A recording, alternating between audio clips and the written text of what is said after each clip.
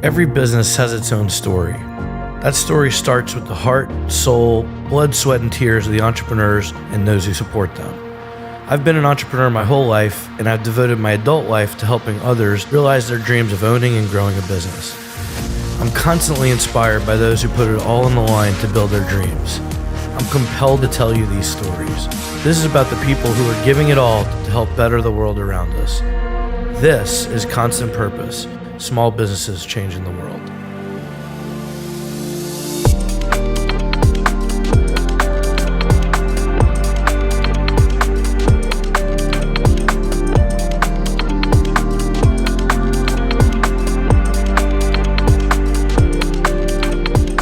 William Gibson, author of Neuromancer, said in his book that when the past is always with you, it may as well be present. And if it is present, it will be future as well. Today, among other things, we explore that theme and how it intersects art, technology, society, success, and even health. Thomas Mann is a globally renowned artist. He's an inspiration to me and many, many other people. He's worked in the medium of jewelry, sculpture, and painting, among other things. His work is informed by and imbued with an incredible sense of passion. He focuses not on the preciousness of the metal or the materials he works with. Instead, he focuses on channeling the love, the fear, and the passion that lives within inside of him. Tom describes his work with the term techno-romanticism. His art challenges us to see love and romanticism in a commercial world that depends on mass production and cheap materials. Tom rejects the notion that a technological world is devoid of passion, love, meaning, and beauty. Instead, he focuses on technique in a variety of media. His work makes a statement that it is not the rarity of the precious metal that makes something of beauty, it's the creative energy of the person behind it and one's connection to it that makes the beauty. I first became aware of Tom's work in the late 90s and early 2000s. Back then, his work immediately struck me as an important interpretation of our world at the time. Back then, the world was venturing into the unknown world of the internet and how it would intertwine with us. Now, our world faces the same questions and feelings when we think of things like AI and VR and AR and what is the meaning of our existence with that technology. His work seems to call us to ponder how we find beauty and ourselves and each other in a world that's increasingly made up of metal and plastic parts and digital media. It's amazing that his physical mastery of these jewelry objects and other pieces of art can somehow remind us of the digital world in which we live and in some ways are trying to escape. Tom's art, business, and life lessons are more relevant now than they ever have been. And it's his art and passion and love for what he does that helps me have a bright future on the technological world in which we live. I guess you started your professional jewelry career in the 1970s, and one of the things that I love from the from your story. So I'm a board sports addict and nutcase. I've been skateboarding since I was 5 years old. Surfer. Snowboarder. I noticed that you started selling jewelry on the Jersey Shore out of a surf shop. Surf shop. Oh yeah, I was a really good surfer too. That's great. I think that's an amazing thing. See, you've had the action sports bug. Oh yeah, for a long time. I was a phys ed major in college. Yeah. I got recruited. I got recruited out of high school as a gymnast to the gym team at this college, East Stroudsburg University, where I went. And I was a jock for a semester until I said, I'm not doing that. And I forged my advisor's signature for 3 semesters and took all of the music and philosophy. And then eventually just took all the art classes and then ended up in the theater department and designing sets and lighting and all that kind of stuff. But I was making jewelry through the whole thing. Right. And that's the way I think you've described it, right? That jewelry became the medium for your art and sculpture passions. And that's you do make really unique art and jewelry. And I don't wear that much jewelry. I know people that do.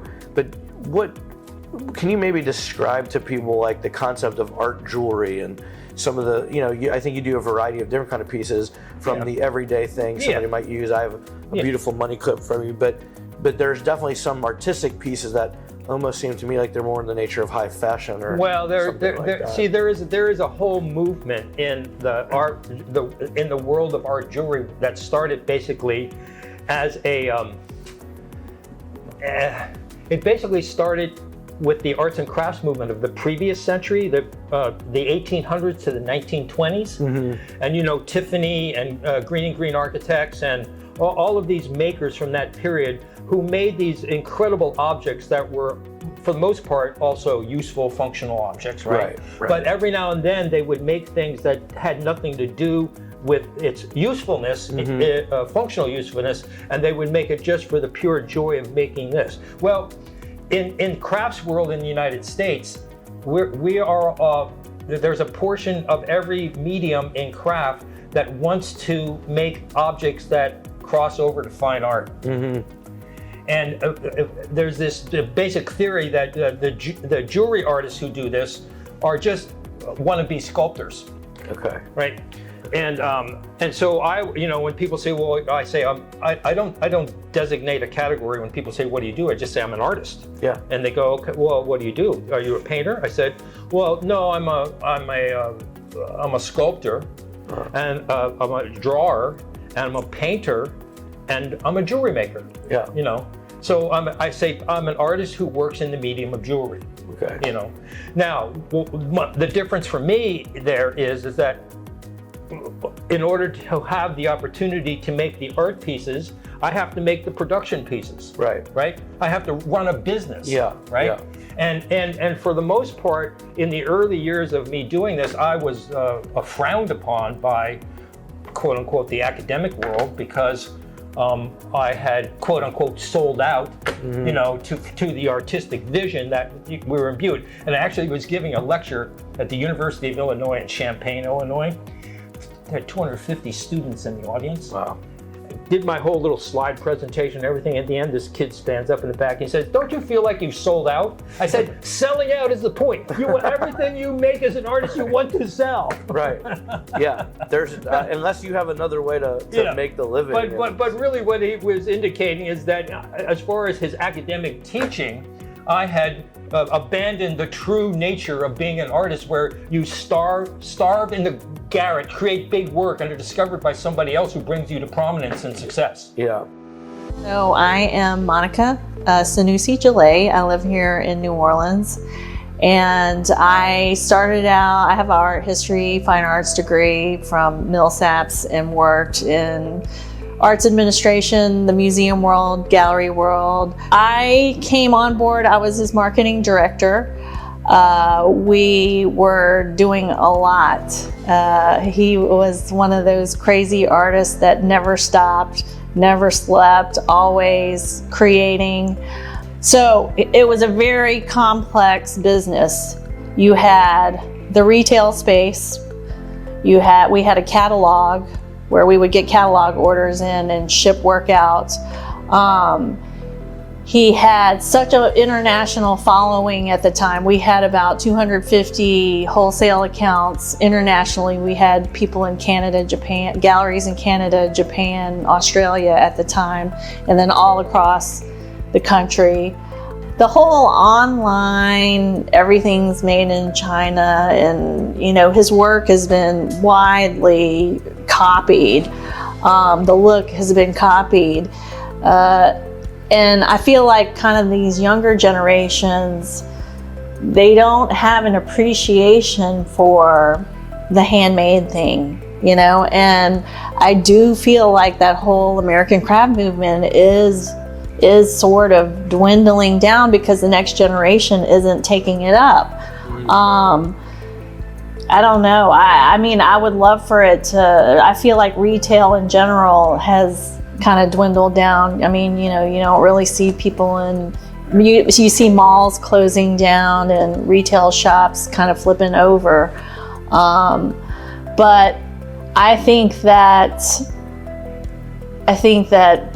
people like him who have sort of sustained all this time, I think the more he's out in the public, sort of educating and continuing to teach the next generation, like his whole learning to saw class, and he used to do a whole artist business class, and I always thought that was great because, you know, he's teaching a whole new generation on how to create your own business out of it. And you would think now, with how easy it is online and phones, you have marketing tools to do it so quickly and upload stuff and sell immediate, like all in an hour if you wanted to, that you would be able to sustain sort of handmade work out there. But I don't know, I think people just resist a price point. Yeah, it costs a lot to advertise online. It does. So I don't know. I don't know what's going to happen to sort of this handmade world. I think there are a lot of organizations that are still out there, like the Southern Highlands Guild and American Craft Council, that are trying to keep it still alive and well. But I think even arts organizations like museums and stuff, I mean, I think they suffer from the same thing. I think a lot of people don't visit them as often as they used to. You know, they feel like they can go online and experience some virtual reality of going to a museum in Italy, and it replaces the experience. I don't know. It's a digital world. I mean, I have 3 girls, and they're like all, you know, they've never known a world without an iPhone.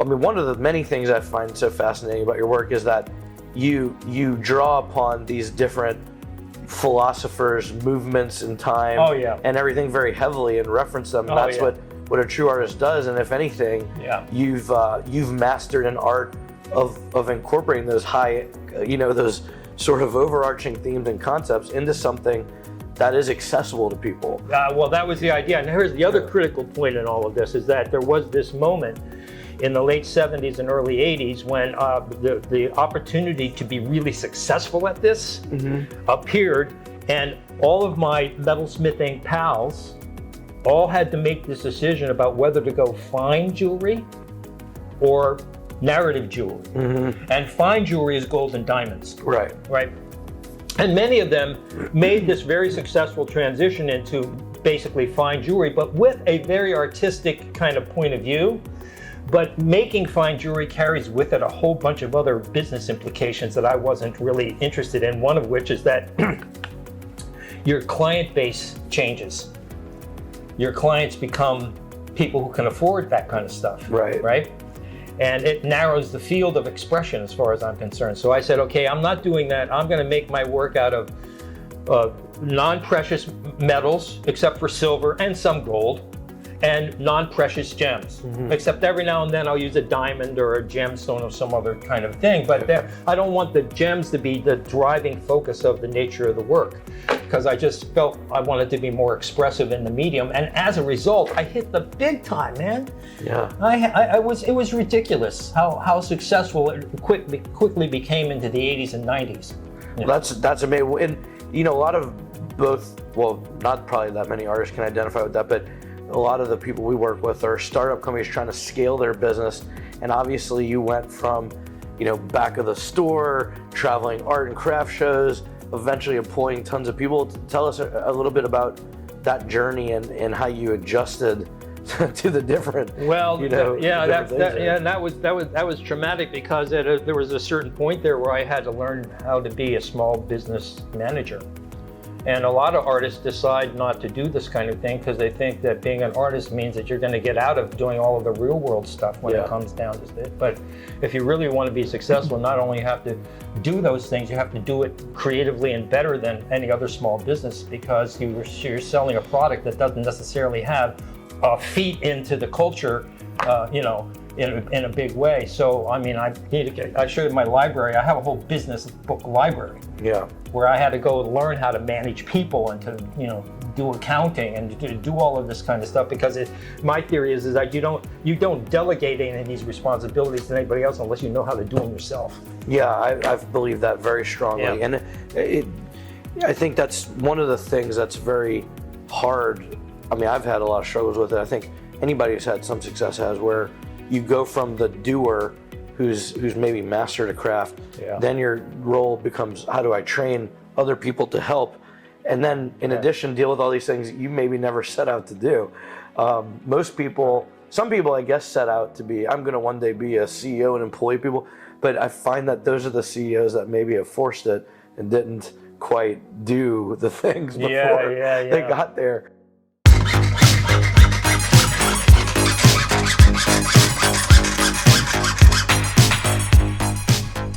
CEOs that force it for the title and the glory and that didn't learn from the school of hard knocks aren't going to change the world or make a lasting impact on others. There is no substitute for the grit and fortitude of learning a skill and mastering it. Fake it till you make it is not a real thing. Those who don't love and live the details and the drudgery of their business or art or craft are usually not the ones that end up very fulfilled or that impact the world in a meaningful way. Thomas, on the other hand, he's the real deal. He started from the bottom and mastered a craft, and he achieved some major things that many artists and business owners never really achieve. His art has elevated the mundane and the oddities of found objects and rare industrial materials into true works of art that make you think about the future and the past all at once. This art is not a relic of the past. This art is art of the past, present, and future rolled up all at once. It is badass. This art looks like it came out of the reality to mess up Mr. Anderson and take down the entirety of the Matrix. It's fun, it's sexy, but it's also playful and thoughtful. The details and the craftsmanship smooth out some of the hard edges. Tom's art and life is already giving birth to a new generation of artists. Even in times of his own personal pain, Tom has found a way to help inspire others.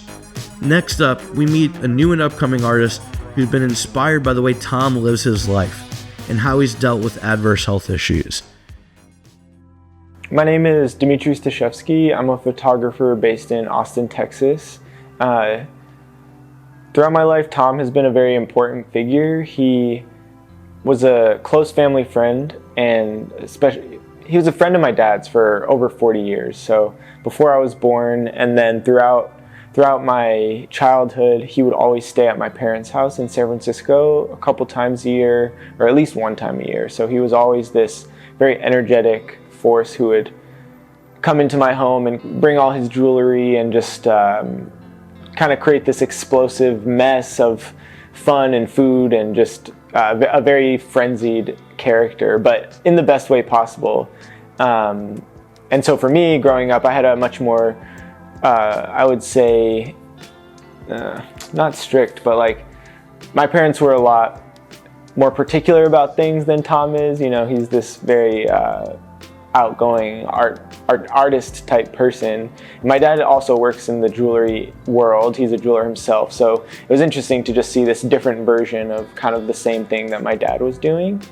When I was 16, I ended up apprenticing with Tom for a few weeks here in New Orleans, and he was always part of my life. I ended up coming to Loyola University for college, so I lived here for 4 years and would spend time just working with him, you know, making meals together, and he was always just a very, I don't know, Tom he really has a way of just, whether I was like 16 years old or now I'm 31, like he's always just treated me the same as he would anyone else, like an adult, you know? So I think that's what was really, that was maybe why I gravitated towards him from such a young age. So more recently, at the beginning of 2021, Tom had asked me to kind of support him through this cancer treatment that he was going through at MD Anderson in Houston. It's about a 2.5 hour drive from Austin. And so I originally committed to helping him for a couple weeks as he kind of set up his studio there in the short-term rental that he was staying at in Houston, and ended up making some pictures as we began that process, but really just ended up diving into the experience because it was a transformative moment for Tom, but it ended up being this very transformative moment for me as well. We would have these just late night talks after we were shooting all day or doing whatever, and just talk a lot about these existential questions that I was having and that I think he was having as well, of why are we making work at all, making work despite the fact that we know, we're all mortal. And for him, whether or not his cancer was going to be cured, which we did expect it to be, he is closer to the end of his journey than to the beginning. So just being around someone who's so open and willing to have those conversations really transformed me as an artist, as someone who is able to confidently claim that I'm an artist. And just through the process of creating this book, that's kind of where my head has come out at, I guess. Just a little bit more about the project. It's basically images from 3 months, the 3 months that Tom was going through his treatment. I ended up coming back every single weekend, and then I would go work in Austin during the week. And then the writing is basically about my lifelong experience with my lifelong relationship with Tom. So it goes from the very beginning of, like I was saying, these really fun, crazy nights where he's like cooking all this stuff that my parents would never have cooked at home, to apprenticing here in New Orleans, to moving here in college. And then I actually ended up being diagnosed with cancer exactly a year later.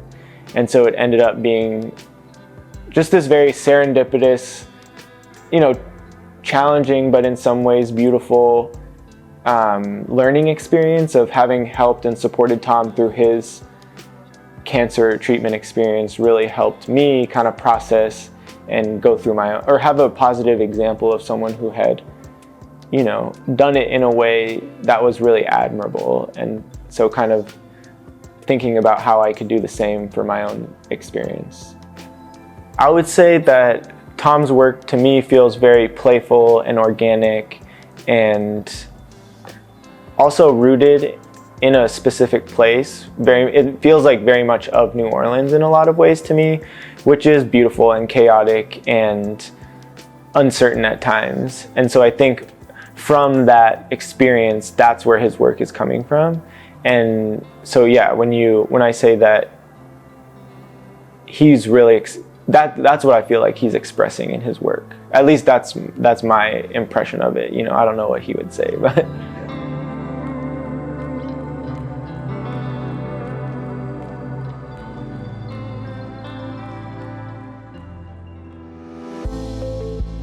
Thomas Mann's art has been exhibited globally. Tom started as an artisan making silver jewelry in the back of a surf shop on the Jersey Shore, and from that he built a significant business that employed many people and sold jewelry around the world. It was a successful business and still is. His style has been imitated globally. His passion, however, cannot be imitated or copied. He sees beauty in places where others just fail to see it. He believes in the technique. He believes in the process. People wonder if the next generation will find and purchase art like prior generations. There is no doubt that some things are changing. Lots of things are changing. That said, I think that there will always be a market for things that move people. Even if the market gets smaller, it doesn't make that art any less important. I also believe that the world will be increasingly bored with AI, VR, AR, and more synthetic, less passionate forms of art that are going to be produced at fast clips by computers. When anyone can generate a new quote-unquote artwork with ChatGPT, doesn't fine craftsmanship become more elevated, especially when it's generated by a human? Some will say no. You can teach a machine to do artwork just like Thomas. I'd say that I hope the machines and the humans can both be taught to feel and live more like Thomas. It's the passion and the authenticity and the creative eye that gives these objects their beauty. And if we're to have any hope, we all need a little techno-romanticism in our hearts and minds these days. Thanks, Thomas. you know, and then I come to New Orleans and I've lived in all kinds of interesting housing here. Yeah. And then I end up buying this beautiful mid-century modern house designed by Tulane Architecture Department. Okay. You know, uptown on Dominican. And then, you know, I cashed out at the financial collapse, and then I moved into the tattoo. And my friend architect Rick Fifield, he said, "You're never going to really appreciate the tattoo until you live there."